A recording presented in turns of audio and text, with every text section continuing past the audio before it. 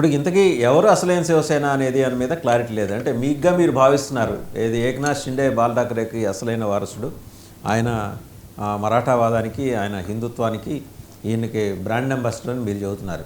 But court has to take a final call. Court చెప్పేదాన్ని బట్టే ఉంటుంది. అండ్ టెక్నికలీ స్పీకింగ్ మరి 60 వాళ్ళిద్దరూ ఠాకరేలు ఇద్దరు కలిసి 63, 8, 72, 73 వాళ్ళు తెచ్చుకున్నారు. మొత్తం 74 దాకా తెచ్చుకున్నట్టున్నారు. వాళ్ళకి అవకాశం ఉంటుంది. ఇప్పుడు ఆయన ప్రయత్నం ఏంటి?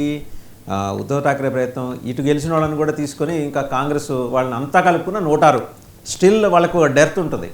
ఇంకా ఆ డెర్త్ పూడ్చుకోవడం కోసం మరి గెలిచిన బీజేపీ నుంచి ఏమన్నా ఇంకో 10 మందిని మీరు తెచ్చేసుకుంటారా? 89 తెచ్చుకున్నారు కదా.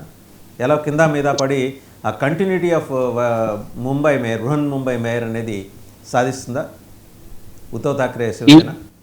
ఈ అనేక తిమిరాన్ని కేవలం ఛేదించేది జ్ఞానము, ఆ తర్వాత వెలుగు మాత్రమే. అలాగే ఈ కాలయాపనలో ఎన్నో సందేహాలు ఉంటాయండి. ఖచ్చితంగా అక్కడ ఉండేది మహాయుతికి సంబంధించినటువంటి మేయరు, అది కూడా హిందూ మరాఠీ మేయరు. శివసేన అసలైన శివసేన అటువంటి ఏకనాథ్ షిండే గారి ఆధ్వర్యంలో ఒక చక్కటి మేయర్ వస్తాడు. అక్కడ ముంబైని ఏ విధంగా అభివృద్ధి చేయాలి, తర్వాత అక్రమ వలసదారులైనటువంటి రోహింగ్యాలకు, ఆ తర్వాత ముఖ్యంగా బంగ్లాదేశీ జిహాదీలకు కాంగ్రెస్ ఇవాళ 8 సీట్లు ఏఐఎంఐఎం గెలుచుకుందండి. ఇవాళ దేశ రక్షణే కాకుండా ముంబైని రక్షించుకోవాల్సిన బాధ్యత మనది. మీకు తెలిసిందే 75,000 కోట్ల రూపాయల బడ్జెట్. మన ఆర్థిక రాజధానిలో ఉన్నటువంటి ప్రతి పౌరుడిని రక్షించుకోవాలి. అలాగే అక్కడ ఉన్నటువంటి విదేశీయుల్ని తరిమేస్తానని కూడా మన దేవబాబు గారు అనేటువంటి దేవేంద్ర ఫడ్నవీస్ గారు అక్కడ వాగ్దానం చేయడం జరిగింది. ముఖ్యంగా మీరు తెలుసుకోండి, ఎలక్షన్ కమిషన్ ఒక రాజ్యాంగ సంస్థ. అలాంటి రాజ్యాంగ సంస్థనే రాహుల్ గాంధీ వాళ్ళ ప్రతిరోజు అక్కడ ఓటు చోరీ జరిగిందని చెప్పేసి ప్రజాస్వామ్యం, రాజ్యాంగం పట్టుకొని తిరిగే రాహుల్ గాంధీ విమర్శిస్తున్నారు. ఇవాళ ధనుర్భానం మా చేతిలో ఉంది. రాజకీయంగా ప్రజలు ఏంటంటే కొన్నాళ్ళు ఒక పార్టీ వైపు ఇంకో పార్టీ వైపు తిరుగుతారు. మీకు అసెంబ్లీలో ముఖ్యంగా మీరు చూసినట్టయితే అనేక నియోజకవర్గాల్లో బీజేపీ మరియు శివసేన వైట్ వాష్ చేసింది. కేవలం 30-40 సీట్లకి ఈ జిహాదీ కాంగ్రెస్, ఆ తర్వాత ఈ ఎన్సీపీ వీళ్ళందరూ పరిమితం అయ్యారు. ఇప్పటికి కూడా శివసేన వచ్చేసి ఎవరిదంటారు, ఎవరైతే బాలాసాహెబ్ ఠాకరే గారి హిందుత్వాన్ని, అట్లాగే వారి ప్రియ శిష్యుడైనటువంటి ఆనంద్ దిగే థానేలో జిహాదీలు హిందువులపైన అత్యాచారం చేస్తుంటే రక్షించుకోవడానికి ఒక మహిళ దిగితే అప్పటి నుంచి ఒక సంఘటనగా జరిగి ఛత్రపతి శివాజీ గారు ఏ విధంగా అయితే హిందవీ స్వరాజ్యాన్ని దేశమంతటా స్థాపించాలని యోచించారు, అదే ఇవాళ హిందవీ స్వరాజ్యం యొక్క విజయం సాధించింది. మరాఠీ మానుస్ అంటే కేవలం మరాఠీ భాష మాట్లాడేవాడు కాదు, హిందూ ధర్మాన్ని గౌరవిస్తూ భారతదేశం తన తల్లిగా భావిస్తూ అనేక భాషల్ని ఆకలింపు చేసుకుని ఏ ఖడ్గమైతే శ్రీశైలంలో అమ్మవారు ప్రసాదించిందో ఆ ఖడ్గంతో ఈ జిహాదీని నరికి హిందూ స్వరాజ్యం స్థాపించినటువంటి ఛత్రపతి శివాజీ ఆశయాలతోనే ఇవాళ ఈ ముఖ్యమైనటువంటి ముంబైలో ఈ పాలన అవకాశం ఇచ్చినటువంటి ప్రజల్ని చక్కగా చూసుకుంటూ అక్కడ రాజకీయ సమీకరణాలు కూడా మేమందరం 2029కి దృష్టిలో పెట్టుకొని ఒక అవకాశం మహారాష్ట్రలో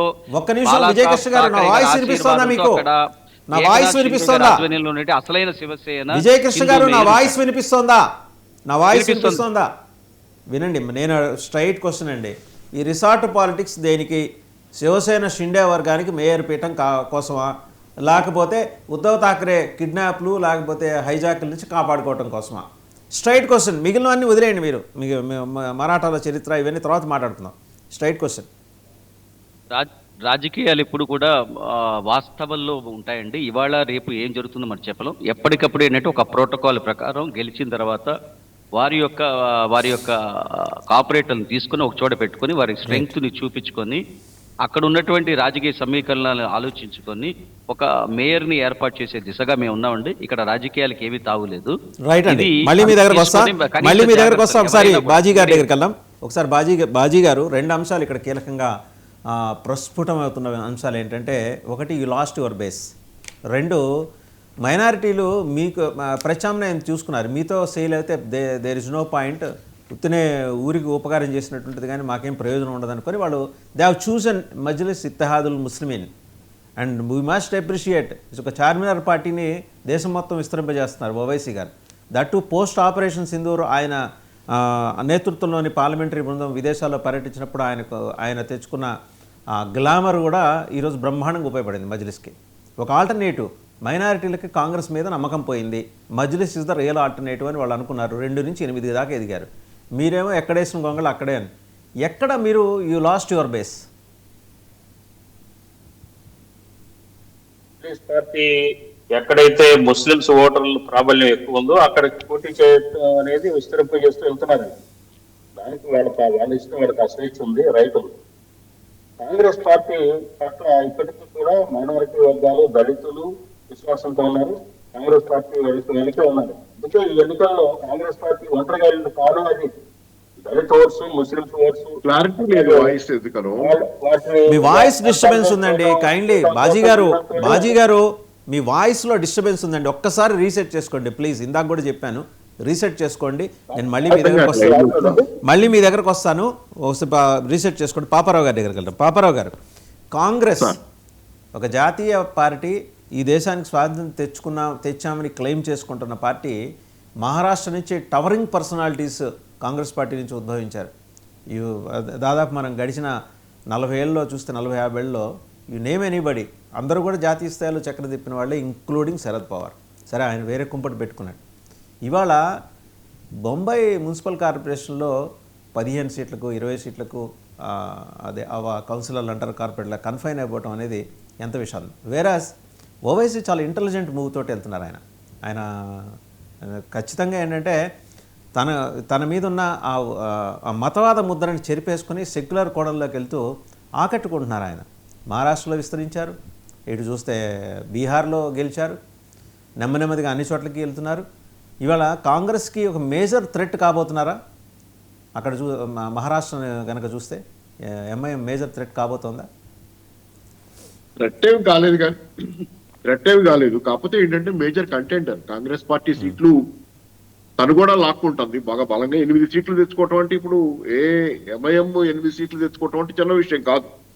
మేజర్ గా అది పెద్ద నెట్వర్క్ ఉన్న పార్టీ లాగా కాకుండా ఒక ఇండివిజువల్ ఓవైసీ ఆధారిత పార్టీగా ఉంది. దానిలో మరి కాంగ్రెస్ పార్టీ అంటే ఒక సంస్థాగతంగా దేశవ్యాప్తంగా బలంగా ఉన్న పార్టీ అనేది అసలు ఓవరాల్ గానే కాంగ్రెస్ పట్ల చాలా మందిలో ఉన్నది ఏంటంటే, కాంగ్రెస్ ఒక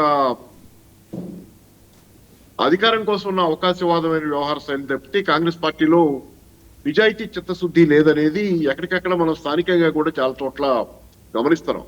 కాంగ్రెస్ పార్టీ పట్ల రాను ప్రజల్లో వ్యతిరేకత పెరుగుతుంది, అభిమానం కాదు వ్యతిరేకత పెరుగుతుంది. కాబట్టి కాంగ్రెస్ డైల్యూట్ అవటం, అక్కడ ఉన్న వ్యాక్యూమ్ లోకి ఓవైసీ కూడా చొరబడుతున్నారు. మీరు అన్నట్లుగా బీహార్ లో కూడా ఆయన గణనీయమైనటువంటి రిజల్ట్స్ సాధించుకున్నారు.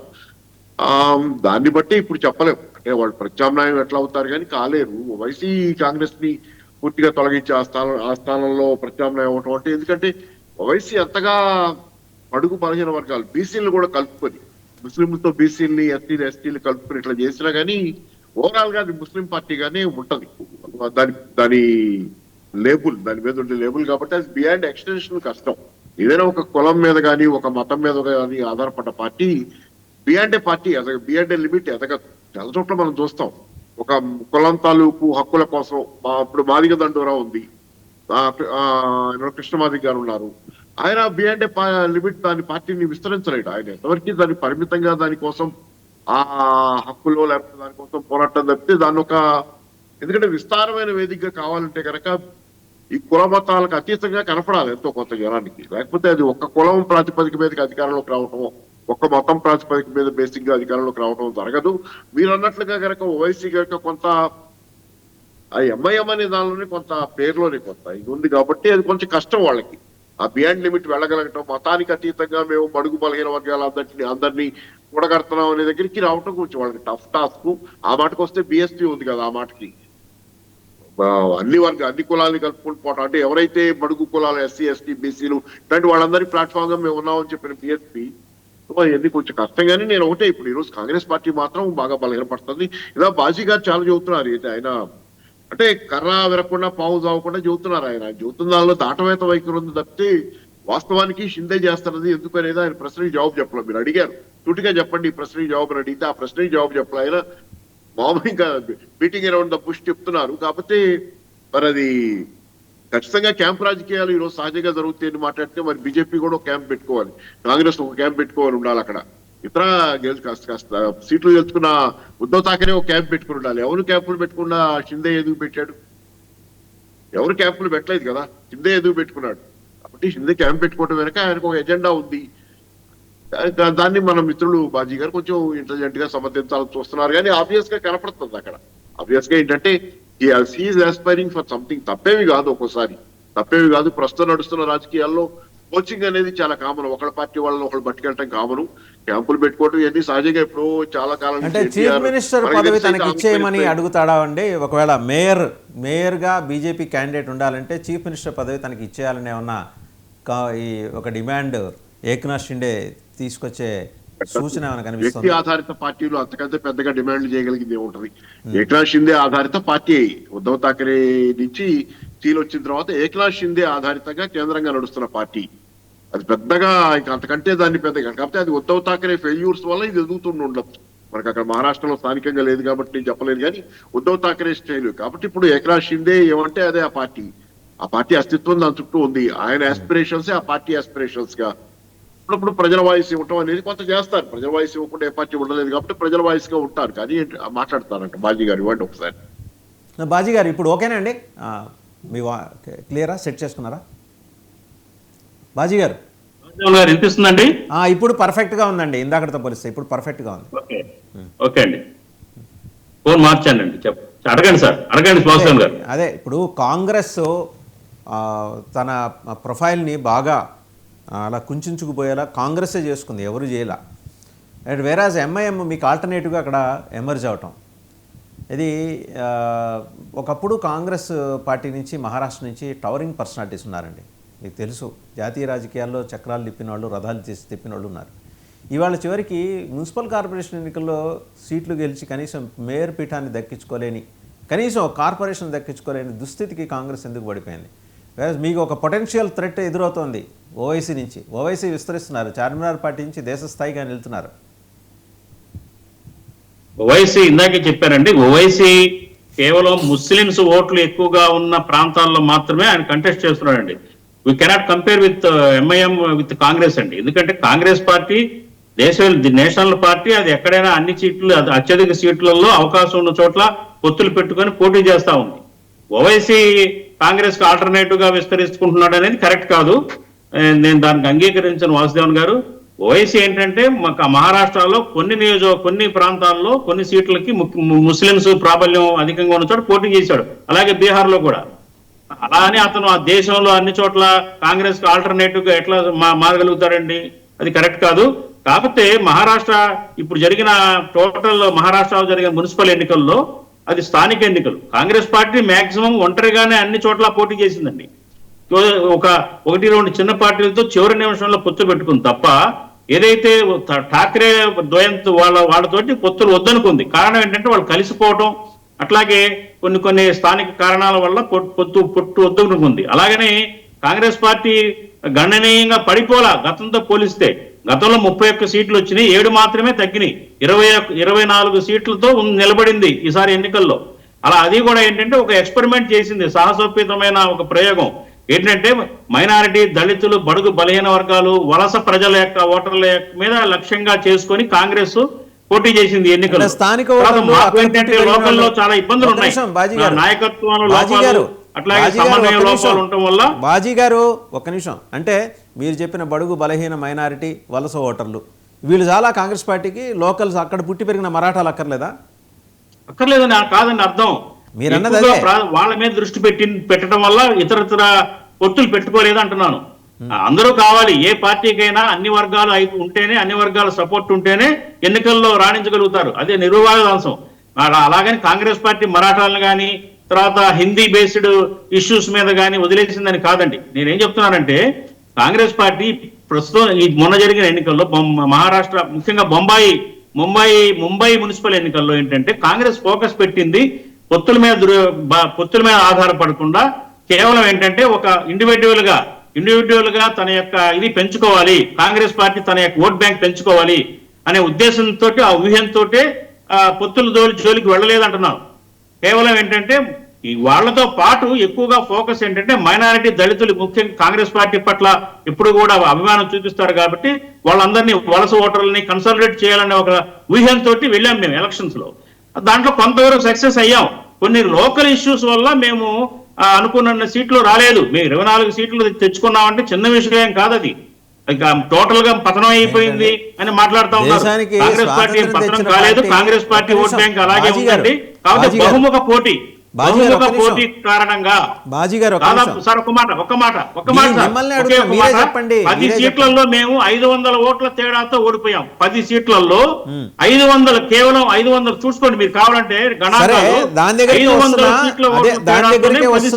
సీట్లు ఓడిపోయాం మేము. ఒక్క నిమిషం దాని దగ్గరికి వస్తున్నా. దేశానికి స్వాతంత్రం తెచ్చిన పార్టీ చివరికి 24 సీట్ల దగ్గర సంబరాలు చేసుకుని టపాకాయలు కాల్చుకోవటం ఇంతకన్నా ఏమన్నా విషాదం ఉంటుందా అండి కాంగ్రెస్ పార్టీకి? రెండోది 500 సీట్ల తేడా, ఒక్క నిమిషం అండి ఇంకా అవలా 500 సీట్ల తేడాతో ఓడిపోయామన్నారు. అంటే మీ పోల్ మేనేజ్మెంట్ ఎంత ఘోరంగా ఉంది, ఎంత హోప్లెస్గా ఉంది అనేది అక్కడ ఎస్టాబ్లిష్ అయిందిగా. ఖచ్చితంగా నేను ఒప్పుకుంటున్నానండి దానికి. మేము సంస్థాగతంగా అక్కడ కొన్ని మాకు ఇబ్బందులు ఉన్నాయి, నాయకత్వ లోపాలు ఉన్నాయి, టికెట్ ఇష్యూస్ లో కూడా కొన్ని లోపాలు జరిగినవి. దానివల్లే లేకపోతే ఇంకో 10-15 సీట్లు అదనంగా మేము సాధించుకునేవాళ్ళం. తక్కువ మార్జిన్ లో ఓడిపోయాం చాలా సీట్లు. కాబట్టి నేనేమంటున్నాను, గెలుపు ఓటములు సీట్లు ఎన్ని తెచ్చుకున్నాం అనేది పక్కన పెడితే we have our own vote bank. ఎక్కడ చెక్కు చెదరలేదు. మేము గతంలో కంటే పర్ఫార్మెన్స్ ఏం పడిపోలేదు అంటున్నాను నేను. ఓటు పర్సంటేజ్ 26-27% గతంలో మేము సాధించాం, అలాగే ఉంది ఇప్పుడు కూడా కాస్త కూస్త తేడాతో తప్ప మేము గణనీయంగా దిగజారిపోలేదు. ఇంకా మేము ముందుకు వెళ్తాము. ఇప్పుడు ఆ విషయంలో భాగంగానే రాబోయే ఎన్నికల్లో ఇంకా బలంగా మహారాష్ట్రలో మేము ముందుకు వెళ్లే ఊహ్యంతోనే ఇప్పుడు మేము ఈ పొత్తుల జోలికి వెళ్లకుండా మేము ఇండివిజువల్ గానే సోలో పెర్ఫార్మెన్స్ ఇవ్వడం కోసమే ప్రయత్నం చేశాము. రైట్. కాబట్టి ఏంటంటే పేకేటి ప్రసాద్ గారి దగ్గరికి వెళ్ళాం. పేకేటి ప్రసాద్ గారు, సో కాంగ్రెస్కి అత్యంత విషాదం అనమాట. దేశానికి స్వాతంత్రం తెచ్చిన పార్టీ 25 సీట్లకి తెచ్చేసుకొని సంబరపడి టపాకాయలు కాల్చుకొని స్వీట్లు పంచుకోవడం అదొక విషాదం అయితే, రెండోది కనపడకుండా పెరుగుతున్న ఒక పొటెన్షియల్, ఎదురవుతున్న పొటెన్షియల్ ఓవైసీ రూపంలో. ఓవైసీ నిజంగా ఇంటెలిజెంట్ గేమ్ ఆడుతున్నారు అద్భుతంగా. మనం ఆయన విధానాలు పక్కన పెడితే ఆయన పార్టీని విస్తరిస్తున్న తీరుని మనం చూస్తే వీ హ్యావ్ టు అప్రిషియేట్. ఒక రాజకీయ నాయకుడు ఎలా వ్యవహరించాలి, ఎంత పక్కడ్బందీ ప్లాన్ తెల్లాలి ఆయన చేస్తున్నాడు. ఇట్స్ రేపొద్దున మహారాష్ట్రలో ఉన్నారు ఆయన, ఆల్రెడీ ఈ బీహార్లో ఉన్నారు, సీమాంచల్లో హీ హ్యాస్ ప్రూవ్డ్ హిస్ ప్రోవెస్నెస్. అలాగే రేపొద్దున ఢిల్లీ దాకా కూడా వెళ్తాడు ఆయన. అదొకటి అంశం అయితే, రెండోది వారసత్వ రాజకీయాలకి మహారాష్ట్రలో కాలం చెల్లినట్టే మిగిలిన రాష్ట్రాల్లో కూడా ఈ వారసత్వ రాజకీయాలకి మేడ నడవ. పవార్లను లెక్క చేయాల, వాళ్ళ బేస్ బ్రహ్మాండమైన షుగర్ లావి బ్రహ్మాండంగా పర్ఫామ్ చేసే పూణే బేస్లో పవార్ లాస్ట్ హిస్ బేస్ పూణేలో, థానే అటు ఆ ప్రాంతాల్లో, విదర్భ అటు చూస్తే, ఇటు చూస్తే ఠాకరేలు వాళ్ళు దే లాస్ట్ దేర్ బేస్. వారసత్వ రాజకీయాలని Maharashtra western part of India అలాగే నార్థన్ పార్ట్ ఆఫ్ ఇండియాలో ఎలా అయితే వారసత్వ రాజకీయాల్ని వదిలేస్తూ వస్తున్నారో జనాలు, వాటికి దూరంగా చెప్తున్నారు. దక్షిణాదిలో కూడా అలాంటి అవకాశం ఉందా? ఒక స్టాలిన్ ఒక మినహాయింపు, ఆయన తన తండ్రి వారసత్వాన్ని, ఎందుకంటే స్టాలిన్కి ఆ administrative capability and across all the lines ఆయన వెళ్ళి కన్విన్స్ చేసుకోగల నేర్పడతను దక్షత ఆయనకు ఉన్నాయి. అమ్మ క్యాంటీన్లు ఆయన రద్దు చేయాల ఉంచారు. అంటే అది లౌక్యంగా ఆయన చేసిన ఎత్తుగడతోటి అందరినీ ఆకట్టుకోగలిగారు. మిగిలిన తెలుగు రాష్ట్రాల్లో ఇది సాధ్యమవుతుందా? వారసత్వ రాజకీయాలు కంటిన్యూ అవుతాయి? మనకి మీరు అడిగిన మొదటి ప్రశ్న ఎంఐఎం ఎలా ఎక్స్పాండ్ అవుతోంది. మనకి యాక్చువల్లీ ముస్లిం కోర్ ఓట్ చూసుకుంటే అండి, బీజేపీకి ఏతర పార్టీలు ఎవరైతే స్ట్రాంగ్గా ఉన్నారో వాళ్ళకి ఓట్లు వేస్తున్నారు. ఎక్కడైతే ఆ పార్టీలు లేవో వాళ్ళు అప్పుడు నెక్స్ట్ ఆల్టర్నేటివ్ కాంగ్రెస్ అవుతోంది. సో ఇప్పుడు వారు చెప్తున్న ఒక 20-23 సీట్లు ఏవైతే గెలిచామంటున్నారో దాంట్లో కూడా 13 సీట్లు ముస్లిమ్స్ కౌన్సిలర్ గెలిచారు ఇప్పుడు. సో అలా చూసుకుంటే అండి, కాంగ్రెస్ మీద ఓటర్లకి ఆ నమ్మకం పోయింది. ఏది ఉన్నా సరే, అంటే వివిధ వర్గాలు, ఉట్టి ముస్లిమ్స్ అనే చెప్పట్లేదు, ఆ కాన్ఫిడెన్స్ ఇంకా తెచ్చుకోలేకపోతున్నారు. సరే గ్యారంటీలు అంటున్నారు కర్ణాటకలో, అవి దానికి ఇంకా సెట్ బ్యాక్స్ కూడా ఉన్నాయి. దాన్ని ఎన్కాష్ చేసుకుంటున్నారు ఎంఐఎం పార్టీ. అంటే ఎక్కడెక్కడ, అంటే ఇప్పుడు కేరళలో ఆయన వెళ్ళాడు ఎంఐఎం, ఎందుకంటే ఆల్రెడీ ఐయుఎంఎల్ ఉంది, అది ఒక 1950 నుంచి ఉంది. అస్సాంకి వెళ్ళాడు, కానీ బీహార్లో స్పేస్ ఉంది, అక్కడ వ్యాక్యూమ్ ఉంది, అక్కడికి వెళ్ళాడు. బీహార్లో కూడా స్పెసిఫిక్ లొకేషన్ సీమాంచల్లో. యాక్చువల్లీ ఎప్పుడైతే 2020 ఎలక్షన్ అసెంబ్లీ ఎలక్షన్ జరిగినప్పుడు బీహార్లో 5 మంది గెలిచారండి, 5 ఎంఐఎం టికెట్ మీద. వాళ్ళందరూ ఆర్జేడీ వైపు వెళ్ళారు. అయితే ఈసారి ఏ సీట్లు రావనుకున్నారు, మళ్ళీ కంటెస్ట్ చేశారు, మళ్ళీ 5 గెలిచారు. అంటే ఈయనకు అక్కడ డెడికేటెడ్ ఓటర్ బేస్ని డెవలప్ చేసుకుంటున్నారు. సో అలా నెక్స్ట్ ఆయన వెస్ట్ బెంగాల్కి ఎక్స్పాండ్ అవ్వచ్చు. అక్కడ ఒక అడిషనల్ ఇంకొక పార్టీ ఒకటి స్పెసిఫిక్గా ముస్లిం గురించి వాళ్ళు వచ్చారు. ఆయన దాంతో పొత్తు పెట్టుకుని కొన్ని కాన్స్టిట్యున్సీలో 30 to 40% ఆఫ్ ముస్లిమ్స్ ఉన్నారు, డెడికేటెడ్ ఓటర్స్. అటువంటి కాన్స్టిట్యున్సీలే టార్గెట్గా పెట్టుకుంటున్నారు. ఇంకా మనం చూసుకుంటే మహారాష్ట్రలోనే ఔరంగాబాద్ అంటే సంభాజీనగర్ అంటున్నారు ఇప్పుడు, అక్కడ మంచి సీట్లు వచ్చాయి. సంభాజీనగర్ అండి, సంభాజీనగర్ నాట్ ఔరంగాబాద్, సంభాజీనగర్లో. ఇప్పుడు ఇంకా మలేగావ్లో చూసుకుంటే అక్కడ ఇస్లామిక్ పార్టీ ఒకటి పెట్టారు. వాళ్ళు చాలా ఇంటెలిజెంట్గా ఏం పెట్టారంటే ఇస్లాం పార్టీ అని బయట చెప్పుకున్నప్పటికీ ఇస్మాల్ వాళ్ళు పెట్టుకుంది, ISMALL అని పెట్టుకున్నారు.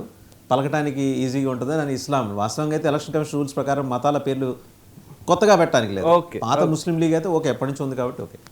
సో ఆ పార్టీ అంటే మనం చూస్తుంది ఏంటంటే ముస్లిం ఓట్ కన్సాలిడేషన్ ఎలా అవుతుంది అంటే ఈ కాంగ్రెస్ లేకపోతే ఈ శివసేన, ఉద్ధవ్ ఠాకరే లాంటి పార్టీలు ఓన్లీ నామమాత్రానికే వాళ్ళు చేస్తున్నారు. కానీ ముస్లిమ్స్కిలో ఆ ఓటర్ కాన్ఫిడెన్స్ లేక ఓన్లీ ముస్లిం పార్టీగా ఉండే వాళ్ళకి ఓటర్ వెళ్తుందండి.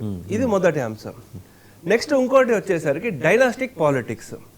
డైనాస్టిక్ పాలిటిక్స్లో చూసుకుంటే నెక్స్ట్ లెవెల్ వాళ్ళు ఎవరైతే బాగా పనిచేస్తున్నారో వాళ్ళకి పార్టీ కూడా అంగీకరిస్తోంది. మీరు స్టాలిన్ అని చెప్పారు, స్టాలిన్ కాకుండా వాళ్ళ అన్నయ్య కూడా ఉన్నారు. వారిని అంతగా పెద్ద రాలేదు, ఒట్టి మదురైలోనే రెస్ట్రిక్ట్ అయిపోయారు. కానీ స్టాలిన్ వచ్చేసరికి స్టూడెంట్ లీడర్గా ఉండి పార్టీలో ఆ గౌరవం తెచ్చుకున్నాడు. అందుగురించి డైనాస్టిక్ పాలిటిక్స్లో ఉద్ధవ్ ఠాకరే గారు చూసుకుంటే ఆయన nowhere comparable to ball Thackeray, ఆయన తీసుకున్న పాలసీలు అవన్నీ. ఆదిత్య ఠాకరే ఇంకా అంత పెద్ద పట్టేం లేదు. సో ఎక్కడైతే వాళ్ళు జస్ట్ పారాషూట్ నామమాత్రంగా వస్తున్నారో అటువంటి పార్టీలకి ఉనికి ఉండదు. ఎక్కడైతే ఈవెన్ ఇప్పుడు శరద్ పవార్ గారు వచ్చేసరికి వారి అజిత్ పవార్ పార్టీ ఆర్గనైజేషన్ చాలా పనిచేశారు. అక్కడ వారికి ఈ మనకి ఇంకా ఉంది core voter base, cadre support ఉంది. నేను అనుకోవడము ఈవెన్ టీడీపీలో కూడా ఈయన బిల్డ్ చేసుకుంటూ వస్తున్నారు Chandrababu Naidu. So next level కూడా కంటిన్యూ అవుతుంది. సో దక్షిణాదిలో ఇవి కంటిన్యూ అవుతుంది, కానీ నేషనల్ లెవెల్ ఇది వర్కౌట్ కాదండి. థ్యాంక్ యూ ప్రసాద్ గారు, పాపారావు గారు, విజయకృష్ణ గారు అండ్ షేక్ బాజీ గారు. Thank you very much. చూసాం కదా మొత్తానికి ఏంటంటే శివసేన క్యాంపు పాలిటిక్స్ మొదలెట్టింది. ఏకనాథ్ షిండే గెలిచిన తన వర్గం కార్పొరేటర్లు లేదా కౌన్సిలర్ని తీసుకొని రిసార్ట్కి వెళ్ళిపోయారు. ఆయన ముందు 2 ఆప్షన్స్ ఉన్నాయి. ఒకటి ఏంటంటే మేయర్ పదవి తమకు ఇవ్వాలి, అది ఖచ్చితంగా అడుగుతున్నారు. ఒకవేళ బీజేపీ దానికి ఒప్పుకోకపోతే ఆయనకి ఏమైనా ప్రత్యామ్నాయాలు ఉన్నాయంటే ఏమో మరి ఠాకరేలతోటి కలిసి వెళ్ళే అవకాశాలు ఉన్నాయా? లేకపోయినప్పటికీ ఆయన బయటికి చెప్తున్నది ఏంటి, ఉద్ధవ్ ఠాకరే ఎక్కడ తన వర్గం కార్పొరేటర్ని లేదా కౌన్సిలర్ని హైజాక్ చేస్తారు, కిడ్నాప్ చేస్తారన్న భయంతో అక్కడ పెట్టారని చెప్తున్నాడు. కానీ బ్యాక్ ఎండ్లో ఆయన బీజేపీతో బేరసారాలు మొదలెట్టారు. అంటే బీజేపీ కూడా ఈ అలవాటు ఉంది. తన ప్రభావం పెద్దగా లేని చోట కేవలం తన అండతోటి అక్కడ రాజ్యం చేయడానికి అవకాశం ఉన్న చోట ఏం చేస్తుందంటే అవసరాన్ని బట్టి తక్కువ సీట్లు వచ్చిన వాళ్ళకి కూడా ముఖ్యమంత్రి పదవి ఇవ్వటం బీహార్లో చూసాం, అలాగే మహారాష్ట్రలో చూసాం. ఇప్పుడు అదే ఫార్ములా కావాలి, ఇక్కడ మాకు మేయర్ ఇచ్చేయండి అంటున్నారు. బీజేపీ ఇస్తుందా లేదా అనేది వాళ్ళ చర్చల తర్వాత కానీ మనకు తెలియదు. Thank you very much for watching big debate.